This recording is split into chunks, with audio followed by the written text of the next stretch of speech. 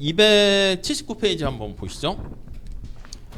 자, 우리가 이제 조세에 대해서는 뭐 조세 정의 뭐 이렇게 복잡해요. 근데 첫 번째 아까 본 것처럼 어떤 조세가 바람직하냐 이렇게 얘기할 거예요. 바람직한 조세. 바람직이 빠졌네. 아무튼 바람직한 조세예요. 자, 근데 요게 이제 공평한 조세, 이렇게 공평성 이렇게 측면에서 얘기를 할 거야. 이거 뭐 정답이 있는 건 아니지. 뭐가 공평하냐라고 할 때 다시 또 정리를 하게 되면 두 가지 원칙이 있었습니다. 편익의 원칙에서 편익을 많이 보게 되면 그 세금 많이 내. 그게 공평한 거야. 뭐 그렇게 볼 수 있고, 아니면 이제 능력의 원칙이 있죠. 능력이 높다. 그럼 세금 많이 내. 이렇게 볼 수 있어요. 이 능력의 원칙에는 또 약간 두 가지가 있었습니다. 하나는 수평적 공평성이 있고요.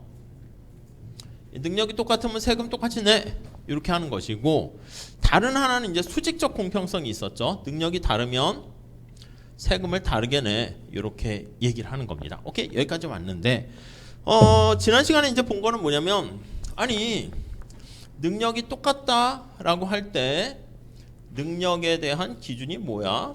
요거요. 똑같은 능력이다? 뭐 능력을 뭘로 할 건데? 여러 가지 기준이 있었는데 마땅한 게 없어요. 그래서 그냥 소득으로 하자. 이렇게 얘기합니다. 다양한 기준 중에서 소득, 물론 이게 여기 현실에서 소득을 기준으로 할 때 문제점이 뭐 실현됐냐 그렇지 않았느냐 등등등 여러 가지 이론과 현실 간에 이렇게 이제 괴리가 발생할 수 있어서 이제 조세 제도가 좀 약간 복잡해지는 거죠. 여기까지 온 거고, 지금 보려는 거기 4절에 있는 것은 누진세 해제에 대한 찬반 의견인데, 아니 여기서 수직적 공평성은 뭐라고요? 더 큰 능력이 있으면 그러면 더 큰 조세를 부담해야 된다. 이게 이제 수직적 공평성이다. 이렇게 할 수가 있겠죠. 오케이? 아니 근데 알았어. 능력이 크니까 세금을 더 낼게. 근데 문제는 얼마나 더 내야 되느냐? 이제 그거와 관련한 얘기다라고 보시면 되겠습니다. 얼마나? 이렇게. 오케이? 이해 가시겠죠? 자, 보통은 이제 누진세를 적용해서 소득이 많으면 세금을 더 내는데 얼마나 더 내는가 이제 그런 거에 문제가 되는데, 그리고 그게 이제 누진세인데 누진세에 대한 얘기를 좀 한번 볼 거예요. 자, 누진세에 대한 찬반 의견. 반대하는 사람도 있어? 뭐 반대하는 사람은 크지는 않겠지. 근데 그 사람들이 얘기하는 거를 귀담아 들을 필요는 당연히 있습니다. 그래서 찬반 이렇게요. 반대하는 사람들의 주장을 한번 볼까요? 반대. 우선 첫 번째는 조세 제도가 복잡해지는 거야. 그러니까 우리가 무슨 뭐 취업이나 입시 제도도 복잡하면 나름 그게 의도는 좋은 거지. 사람들의 그 적성에 맞춰서, 이것도 상황에 맞춰서 잘 하는 건데, 조세 제도가 복잡해져서 이게 그냥 평범한 일반적인 사람들이 파악하기가 쉽지도 않고요. 세무사들도 막 복잡한 조세 제도 때문에 사실 막 정신이 없을 수 있다고요. 그래서 거기 보시면 복잡해서 구멍이 많습니다. 루폴이라고 하는데 구멍이 많아. 이렇게요. 그러니까 이게 단순하고 심플하면 그냥 딱 깔끔한 측면이 있어요. 투명한. 근데 여기서 보면은 조세 제도가 복잡해서 구멍이 많게 되면 좀 뭔가 유능한 세무사를 불법은 아닌데 이 구멍을 통해 가지고 빠져나가는 사람들이 많습니다. 탈세는 아니고 이제 절세 측면에서 절세로 이게 빠져나가는 사람들이 많아요. 빠져나가. 우리도 정치권에 보면 많은 사람들이 뭐 이렇게 뭐 잘못해서 뭐 해서 하는데 불법은 아닙니다 얘기하지. 뭐 그럴 수 있겠지. 뭐 주로 이제 변호사나 법 전공하는 사람들이 불법은 아닌데 국민 눈높이에는 그건 아닌 것 같은데 이런 것들. 근데 이 사람들도 합법적인 거지. 그러니까 오히려 복잡할수록 뭐 불법은 아니지만 사실 능력 없는 사람이 다, 그러니까 진짜 돈 많은 사람들은 뭐 누진세를 하지만 빠져나갈 구멍으로 다 빠져나가고 이렇게 될 수 있으니까 야 이게 뭐냐 차라리 안 하는 게 낫지 이렇게 하려면 그렇게 되는 거죠. 그러니까 이론상은 취지는 좋은데 야 그렇게 할 바에는 하지 말자 이런 얘기죠. 하지 말자는 아니고 이제 뭐 너무 강하게 복잡하게 하지 말자 이거고 거기 보시면 또 정치적인 측면에서 책임성이라는 표현을 썼어요. 책임성 이렇게 우리나라도 보면 이렇게 세금을 내는 사람 뭐 많은 사람들이 세금 내지만 뭐 환급도 받고 이렇게 막상 세금을 또 내는 사람들은 많이 내는 사람들은 또 이렇게 뭐 이렇게 해서 예외로 빠지고 이렇게 막 빠지고 해서 막상 세금 내는 사람은 여기 있는 사람들이 이제 많이 낸다 할게요. 이 사람들은 막 몇 억씩 내는 사람, 몇 천만 원 내는 사람이 있고, 딴 사람들은 내는데 뭐 10만 원, 20만 원, 뭐 조금씩 내고 이렇게 할 수 있겠죠. 근데 이 사람이 오케이 나도 여기 나와 있는 공평한 조세 부담에 대해서 동참할 거고, 내가 능력이 있으니까 세금을 더 내겠어요. 이렇게 당연히 수긍한다고.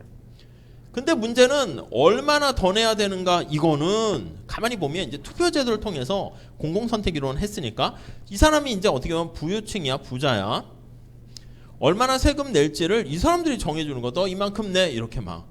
그러니까 이 사람이 갑자기 거기 보는 것처럼 아니 누진세는 소수의 부유층이 이제 거기에 영향을 받는데 그 내가 많이 내겠어. 근데 다수의 누진세 제도에 영향을 받지 않는 사람들이 너 얼마 내? 이거를 막 투표제도나 이걸 통해서 내라고 하니까 갑자기 뭐야 내가 내겠다는 이거랑은 또 약간 이게 맞나? 이런 생각이 든다는 거지. 그리고 세 번째는 효율성에 대한 부정적인 영향을 미칠 수가 있습니다. 그래서 여기서 말하는 효율성은 더 열심히 일을 하려고 하는데 그래봤자 세금으로 다 뜯어간다 라고 하면 그러니까 일을 좀 덜 하게 되는 거야. 그래서 여러분 생각해봐. 내가 만약에 저도 이건 얼마인지 잘 모르겠지만 예를 들어서 가상으로 하는 거야. 1억을 벌었어.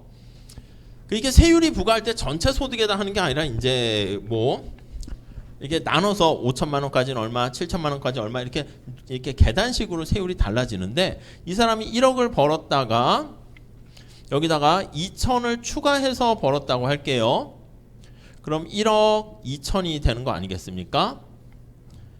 여기서 뭐 정확하게 세법에 근거해서 하진 않을 거예요.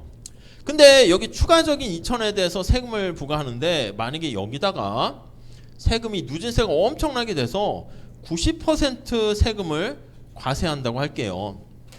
그 뭐야 이 사람이 더 빡세게 일을 해가지고 2천만 원 벌었더니 거의 한 1,800만 원 세금으로 내버리면 2천만 떨어지는 거잖아. 그러면 이 사람 입장에서 뭐야 내가 더 일을 했는데 열심히 해서 더 했는데 세금으로 다 뜯어가네. 그럼 더 일을 할 수 있음에도 불구하고 에이 안 해. 그냥 이렇게 더 하루에 막 3시간 4시간씩 더 야근을 해가지고 1억 2천까지 갔는데 세금 많이 떼면 아니 나 그만 일할래. 이렇게. 그러니까 더 이렇게 일을 하거나 실력을 발휘할 수 있음에도 불구하고 안 하게 되는. 그러니까 이제 그걸 생각하는 거지. 세무사가 얘기해 주겠지. 여기서요 소득 더 올라가셔봤자 세금만 많이 내니까요 특별히 절세할 방법도 별로 없어요. 그러면 그만 버시는 것도 괜찮아요. 그러면 뭐 다른 방법으로 쓰겠지. 뭐 예를 들면 근로소득 이런 거에서는 이제 오히려 그만할 수가 있게 됩니다. 자 그러니까 그런 측면에서 이제 부정적이고요. 물론 이제 찬성 주장도 좀 많이 있죠. 그래서 찬성하는 사람들 의견을 볼까요? 좀 더 설득력 있다 보통은 그렇게 얘기합니다. 근데 이 사람들의 이런 의견도 이 사람들도 반대한다는 게 아니라 야 그딴 식으로 하려면 하지 마 이렇게 얘기하는 게 좀 더 강하다 이렇게 보시면 되겠어요. 하려면 제대로 하고 자꾸 뭐 예외 주고 하니까 세법적 보세요. 아마 법 중에서 제일 복잡할 걸. 그러니까 구멍이 많이 뚫리게 되는 거니까 깔끔하게 그냥 하자 이렇게 되는 거지. 그 입시제도도 저는 잘 모르겠지만은 여러분 들어올 때 어땠어요? 뭐 이렇게 옛날에 그냥 시험 한번 봐서 수능으로 탁 하면 그냥 뭐 일에 어떻게 공부를 했던 떠나서 그냥 딱 그렇게 되는데 그 안에 그러니까 우리도 이제 사실 평가할 때 조별 과제도 하고 퀴즈도 보고 출석도 하고 리포트도 내고 저도 초창기엔 그랬거든요. 그래서 여러분들이 굉장히 좋아할래나? 모르겠네. 아무튼 근데 별로 싫어하더라고. 그러니까 그걸로 하면 또 평가를 해야 돼. 보고서도 이렇게 10점 만점 해가지고 주고 했더니 제가 왜 이게 8점입니까? 그럼 또 그 설명하고 되게 복잡하더라고. 그래서 그냥 저도 요즘은 귀찮아가지고 시험 그리고 객관식도 집어넣는 거야. 주관식도 가능한 한 제가 점수를 좀 쓰면은 점수를 주려고 하는 거니까 백지로 두지 마세요. 공간으로 두면 이게 빵점밖에 줄 수 없어. 근데 뭐래도 쓰면은 그래도 1점이라도 받으면 그 뭐 열심히 그냥 노력한다는 거니까 어떻게 보면 그런데 이제 객관식 같은 경우는 그냥 깔끔하잖아. 그래서 객관식으로 이렇게 하게 되면 가끔은 객관식 문제가 잘못될 수도 있는데 선생님 그 객관식 8번 문제 이상한데요? 그런 것도 없더라고. 그냥 8번 답이 뭔가요? 3인데요. 예, 감사합니다. 끝. 이래. 그래가지고 이 문제가 잘못됐는데도 그냥 별로 그냥 객관식은 그냥 탁 그냥 깔끔하게 1, 2, 3, 4, 5 이게 정답이 아닌 걸 수도 있잖아. 사실. 근데 이제 성적 낼 때는 제일 편리해가지고 하긴 하는데 뭐 그렇게 하자는 거지. 취지는 주관식에 조별 과제에 뭐 등등등 늦게 지각했습니까? 예, 마이너스 0.5씩 깎고 막 이렇게 해서 엑셀로 복잡하게 하면 좋긴 한데 근데 경험상 그냥 다 그냥 퉁 쳐서 시험 봐가지고 퀴즈도 없어졌어요. 옛날에 퀴즈도 보고 그랬어. 중간에 아이고 막 이렇게 막 그리고 막 퀴즈도 막 이랬어요. 지난주에 우리가 축제해서 뭐 빼버리고 했잖아. 축제 때 퀴즈 보고 막 이랬어요. 저 말고 그러니까 다른 분은 축제 때도 더 공부를 해야 돼 뭐 이렇게 아무튼 그게 뭐 무슨 소용이 있냐 하는 생각이 들어서 그러는데 아무튼 찬성 의견은 경제적 불평등성이 좀 감소하는 거죠. 불평등이 좀 감소한다라는 측면 그 효과가 크다는 거죠. 가처분 소득이 이제 비슷해지는 거지. 그래서 가처분 소득의 평준화 그리고 거기 보시면 편익의 원칙에 따라서 주장하는 것도 있어요. 편익의 원칙 아니 어떤 사람이 돈이 되게 많아 그래서 이제 돈이 많아서 물건을 막 사려고 하는데 막상 또 이 지구상에서 엄청 너무 소득이 많은 사람은 저는 잘 모르겠지만 뭐 엄청난 재벌 회장이라 합시다. 그래서 뭐 외제차가 뭐 이렇게 생긴 것도 집에 막 한 60대가 있고 뭐 이거 60대 해봤자 뭐 1억짜리 사봤자 60억 아니겠습니까? 뭐 그러니까 뭐 몇백억 몇천억 있는 사람은 뭐 또 뭐야 BMW 뭐 이런 것도 뭐 하고 뭐 이렇게 차가 엄청 많아. 뭐 포르쉐나 스포츠카도 많은데 우리나라가 우리 공공재에서 한 것처럼 아니 고속도로가 이렇게 뭐 독일의 아토반 같이 그렇게 잘 돼 있는 고속도로 이런 게 만약에 없다 할게요. 그럼 스포츠카 같은 거 있으면 뭐해? 속도감을 느낄 수는 없잖아. 그러니까 어떻게 보면은 돈 많이 번 사람은 정부가 제공한 공공재에 대한 서비스에 대한 혜택이 높아지는 거 아니겠냐. 그렇게 되면 당연히 편익이 높아진다. 세금 더 내라. 이렇게 볼 수 있겠죠. 그래서 거기 보시면 납세자의 소득 증가에 따라서 편익의 절대적인 크기가 밑에 식 나와 있는데 이거야. 소득을 이렇게 Y라고 써 있는데 그냥 이렇게 쓸게요. 소득의 증가율, 탄력성이죠. 그리고 이제 편익이 어떻게 되는가 하면 편익의 증가율 이렇게 쓸 수 있어요. 편익의 증가율. 그래서 편익만큼 내가 세금을 낸다 그러면 소득을 Y라 그럴게요. 그래서 편익에 비례해서 텍스를 낸다 할게요. 세금을 낸다 할게요. 이런 식으로. 자 그러면 내가 소득이 증가했는데 거기서 얻게 되는 편익이 더 크게 증가한다 할게요. 이 탄력성 아니겠습니까? 탄력성이 1보다 크게 되면은 그러면 우리 지난번에 정부 지출 파트에서도 한 것 같은데 공공재 수요에 대한 소득 탄력성이 1보다 크게 되면은 그럼 세금을 더 내네. 그래서 누진적이 된다. 편익의 원칙에 따랐을 때도 누진적이 될 수 있다. 이렇게 보시면 되겠습니다. 오케이, 그 정도 보시고요. 자, 그 다음 페이지 가볼게요. 그 다음 페이지는 사회계약론적인 근거라고 얘기합니다. 사회계약론적인 측면에서 그러니까 우리가 이제 약간 세대 간의 재분배 그것도 마찬가지고요. 위험에 대해서 누가 언제든지 어떻게 다칠지 뭐 롤즈 생각하시면 되겠죠. 그런 측면에서 보면 보험성 측면에서 야 네가 돈 많이 벌었을 때 그리고 또 뭐 네가 번 게 또 너가 잘나서 그런 것도 있지만 사회에 또 뒷받침 해주니까 그런 것도 있는 거 아니야? 뭐 워렌 버핏이나 그런 금융 투자가들 같은 경우는 네가 뭐 미국의 월가의 금융 자본시장이 잘 발전된 데에서 살고 있으니까 그렇지. 네가 아프리카 오지에 태어났으면 그 금융 지식이나 재능 그거 어디다 써먹을 데가 없는 거지. 그러니까 다 그 네가 잘한 것도 있지만 사회에 잘 만나서 된 것도 있으니까 만약에 뭐 어떻게 전쟁 나고 등등등 뭐든 뭐 어떻게 나락으로 떨어질 수가 있게 되니까 그런 측면에서 사회계약론 보험적인 측면에서 위험에 대비하는 거지. 많이 내라. 그래서 뭐 오케이 그것도 리즈너블하네. 그럴 수 있고요. 그다음 이제 네 번째는 동등 희생이라는 이론을 얘기합니다. 동등 희생의 원리. 그러니까 우리가 봤을 때 인간이면 어떤 세금을 내는 거에 대해서 위험에 대해서 희생을 합니다. 근데 희생이 같아야 되는 거 아니겠습니까? 제가 뭐 재난이나 어떤 거에 대해서 세금을 냈는데 제가 10만 원 냈어. 근데 재벌 회장이 저보다 많이 낸다고 했는데 15만 원 냈다. 그거는 좀 아닌 것 같다는 거지. 동등하게 희생하려면 제가 10만 원 냈으면 재벌 회장은 뭐 한 100만 원, 1000만 원 이렇게 내는 게 그 사람의 자산이나 지금 상태로 봤을 때 능력에서 봤을 때는 동등한 거 아니냐? 그렇게 볼 수가 있고요. 그래서 우리가 거기 다시 하나 뺐는데 동등 희생의 원칙 이렇게 얘기합니다. 자, 그래서 거기 보시면 조세로 인해서 희생된 희생이 누구나 동일해야 된다 이겁니다.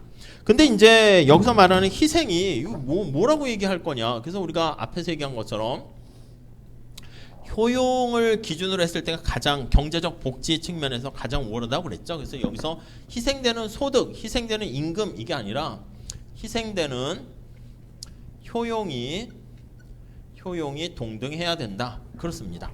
그래서 이게 뭐야? 그걸 가지고 볼 거예요. 이게 이제 앞에서 얘기했던 밀이라는 학자가 얘기해요. 그래서 밀의 동등 희생의 원리 이렇게 표현을 합니다. 자, 우선 첫 번째 볼까요? 희생의 절대량을 기준으로 하자. 이렇게 볼 수 있어요. 절대량. 그러니까 앞에서 희생이 뭐라고? 효용입니다. 그러니까 효용의 절대량을 기준으로 하자. 이렇게요. 자, 그래서 오른쪽에 그림이 살짝 있는데 281페이지 한번 볼게요. 자, 수평축이 어떤 건가 보면 얘가 소득이야. 소득이고 여기가 이제 한계 효용입니다. 마지널 유틸리티 해서 한계 효용은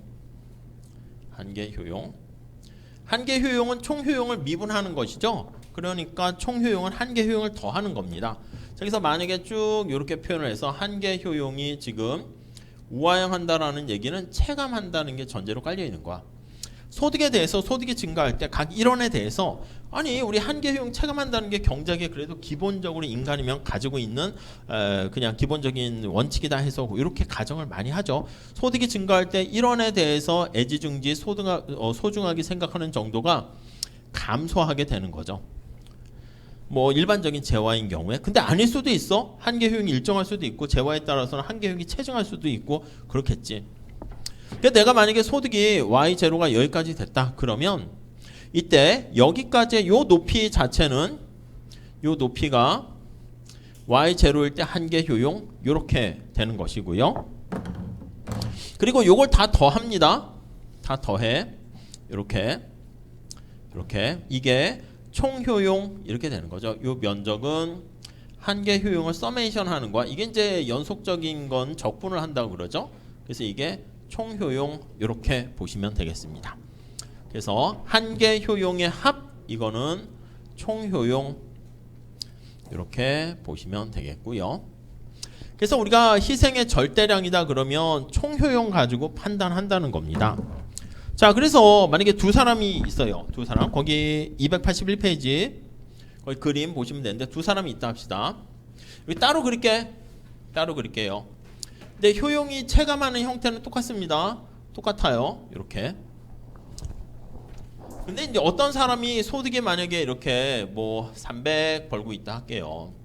300 벌고 있는데 이 사람이 소득을 50만 원 냈다고 합시다. 50만 원.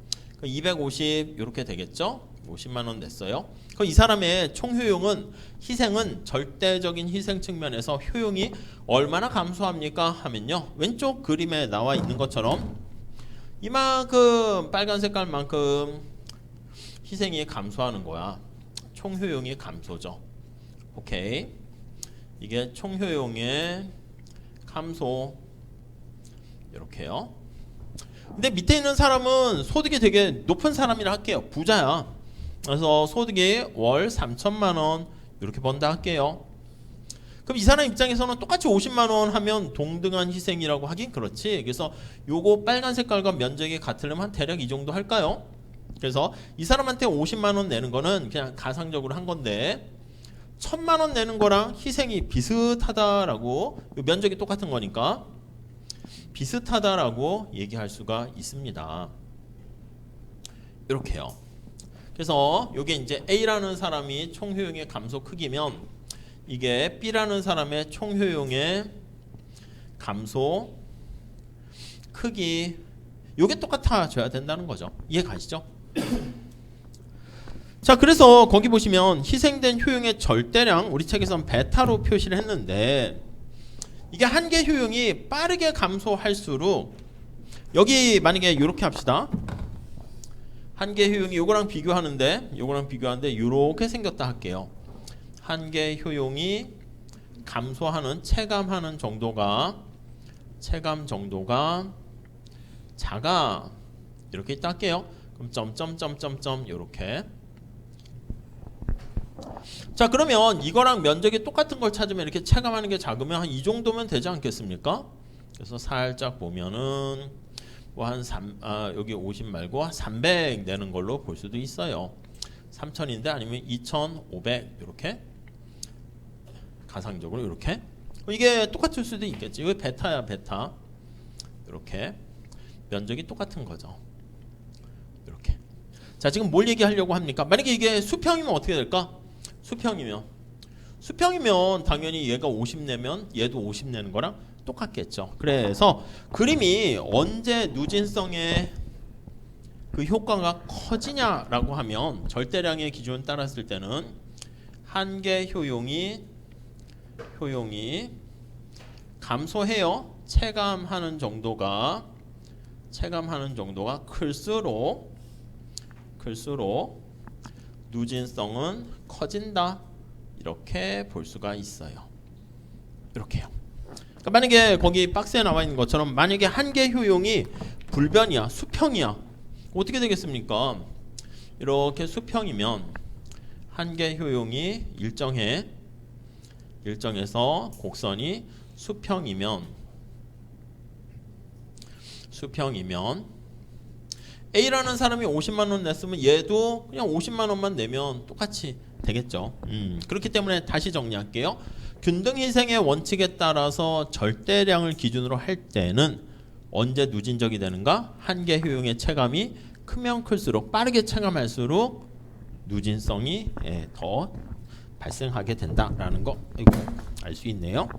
자, 그래서 거기 한번 2번 보시면 자, 281페이지 2번 동등희생의 원칙이 누진과세를 정당화하기 위해서는 소득이 증가함에 따라서 한계 효용이 빠르게 체감해야 되고요. 지금 이것도 탄력성으로 얘기할 수 있어. 소득이 변함에 따라서 한계 효용이 어떻게 변하냐. 요거 원리를 그대로 따르게 되면 소득이 증가함에 따라 한계 효용의 소득 탄력성이 1보다 클 때 이렇게 얘기하는 거죠. 한계 효용의 소득 탄력성이 1보다 클 때 누진적이 된다. 이렇게요. 탄력성 이거는 이제 소득이 증가함에 따라서 한계 효용이 어떻게 변하니 그걸 나타내는 거야. 그러면 똑같이 표현하면 소득이 얼마 있었는데 소득의 변화율 이거분에 한계 효용이 얼마였었는데 한계 효용의 변화율 이렇게요. 체감하는 정도가 클수록 그러니까 얘가 증가할 때 마이너스겠지. 얘가 감소하는 정도가 클수록 절대값 씌운 거야. 절대값 항상 마이너스 일반적으로 되니까. 그래서 요거의 변화분보다 얘가 더 크게 변할 때 누진성이 된다. 그렇게 보시죠. 자, 희생의 비율은요. 비율에 따른 거. 희생의 절대량이 아니라 비율에 입각해서 된 거 한번 보시면 원래 누리던 효용의 크기에 대한 희생된 효용의 비율이 모든 사람에게 똑같아야 됩니다. 위에 보시면 비율이기 때문에 얘가 거기 책에 보면 알파고 얘가 이제 원래 소득이면은 얘가 이제 원래 소득에서 이렇게 빠지는 거지. Y0에서 T만큼 이렇게 빼는 거야. 소득이 감소하는 거야. 베타라고 하면 절대량 할 때는 이 베타 크기만 보시면 되겠고 비율일 때는 알파 플러스 베타분의 베타 이렇게 본다는 겁니다. 오케이? 자, 그래서 2번 가지고 한번 보세요. 한계 효용이 체감하지 않고 똑같은 일정하다 그러면 비율에 입각했을 때는 어떻게 됩니까? 라고 하면 한계 효용이 일정해 이렇게 일정해요.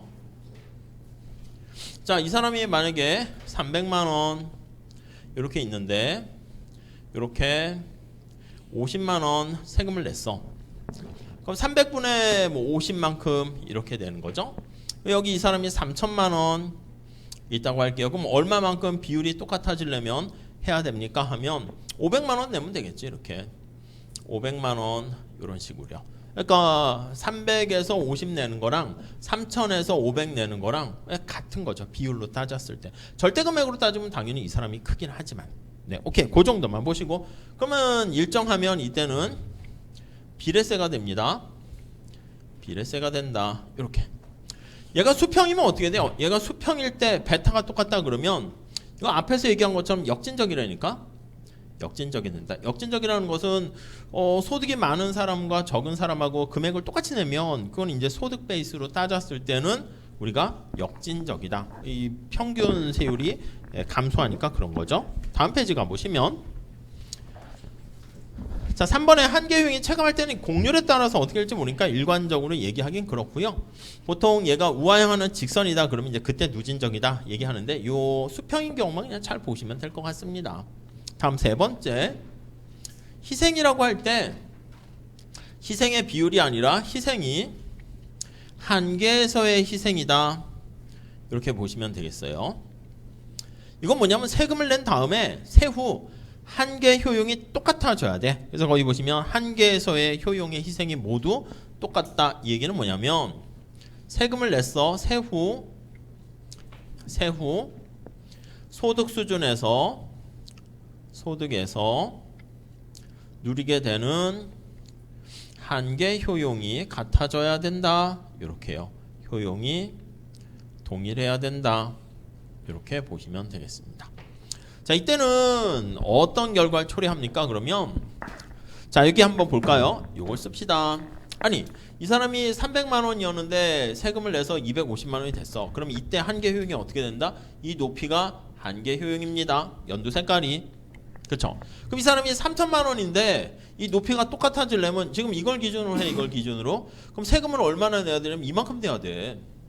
만약 요만큼 내면 이게 더 이렇게 되니까 얘가 한계 효용이 훨씬 더 높죠. 그러니까 세후 한계 효용이 똑같아져야 되니까 세금의 크기는 얼마큼 내야 되냐면 다 세금 내서 250만 원까지 완전 균등해져야 되는 걸 알 수가 있어요.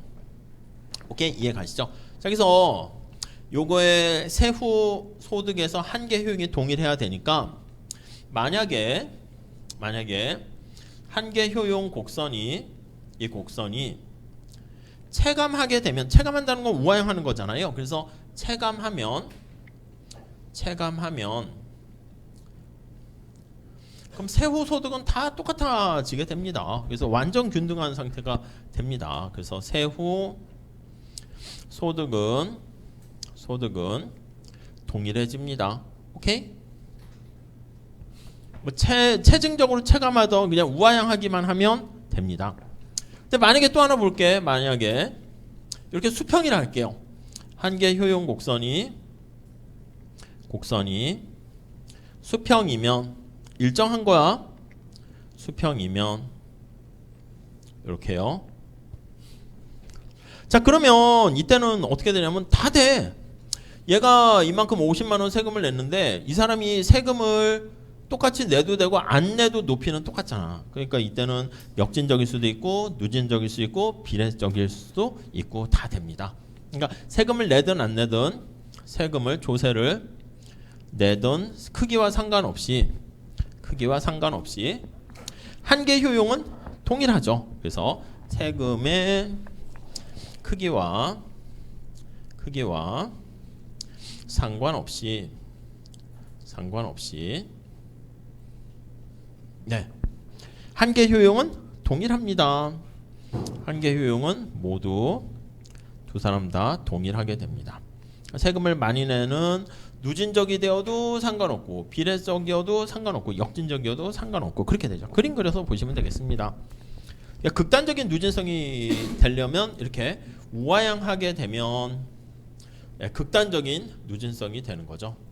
근데 수평이면은 뭐 약간 세금을 내던 안 내던 상관없는 그런 상황이 됩니다. 뭐 그 정도 봐주시죠. 그래서 밑에 파란색 되어 있는 게 보통 우리가 뭐 더 들어갈 건 아닌데 언제 누진성이 됩니까 하면 보통 이제 시험 문제에서 그거를 많이 물어봐요. 그래서 절대 희생설, 비례 희생설, 한계 희생설, 한계 희생설에서는 한계 효용이 체감하기만 하면 되고 절대 희생설에서는 이렇게 한계 효용의 소득 탄력성이 1보다 크면 되고요. 비례일 때는 뭐 설명하긴 그런데 이제 우하향하는 직선이 되면은 누진성이 된다. 이렇게 보시면 되겠습니다. 그 정도. 자, 그다음 이제 멀리 왔어요. 공평성에 대해서 누진세와 관련한 그 얘기 했고요. 283페이지 볼게요. 자원배분의 효율성 한번 보도록 할게요. 효율성 5번 효율성. 자, 효율성이라는 건 이제 선택의 왜곡이 없는 경우를 얘기합니다. 그래서 세금 내기 싫어한다고 그랬죠. 그래서 거기 박스를 보세요. 창문세라고 있습니다. 창문세. 옛날에 누가 부자고 세금을 많이 내야 되나 하면 영국에서요. 창문의 개수를 가지고 이제 개수가 많을수록 부유하고 뭐 이렇게 되는 거니까 집도 크고 그럴수록 창문이 많아지니까 세금을 많이 내도록 했거든. 그러니까 어떻게 합니까? 사람들이 세금 내기 싫어가지고 창문을 다 이렇게 막아버리는 거지. 그래서 여기 이거 창문 아니었어요? 아닌데요. 이거 창문 아닌데요. 그냥 디자인이 원래 그런 건데요. 그래서 창문세 때문에 사람들이 창문을 다 막아버리는 관계로 안 그래도 영국 같은 데는 날씨가 이제 꿀꿀한 날씨도 되게 많은데 안 그래도 집안에서 꿀꿀하게 어둡게 사람들이 막 우울증에 걸리는 거야. 그래가지고 이런 창문세를 없애기로 했다. 뭐 그렇게도 나와 있네요. 뭐 많이 나와 있는 대표적인 예인데 조세가 경제 행위에 미치는 영향을 얘기하고 있는데요.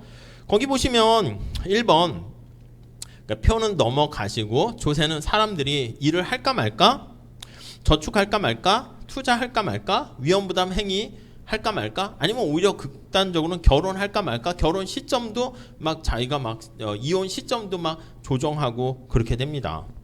광범위하게 영향을 미치고요. 더 나가서 실물적인 의사결정뿐만 아니라 금융적인 의사결정에도 영향을 미치고 3번 조세를요 당장 부과한 게 아니라 내년부터 실시하겠습니다. 그걸 공표효과를 합니다. 그럼 우리가 어떻게 됩니까? 지금부터 준비를 해서 행동이 변화돼요. 내년부터 시행된다 해도 지금부터 대비를 한다는 거죠. 그래서 어나운스먼트 이펙트라 하고요.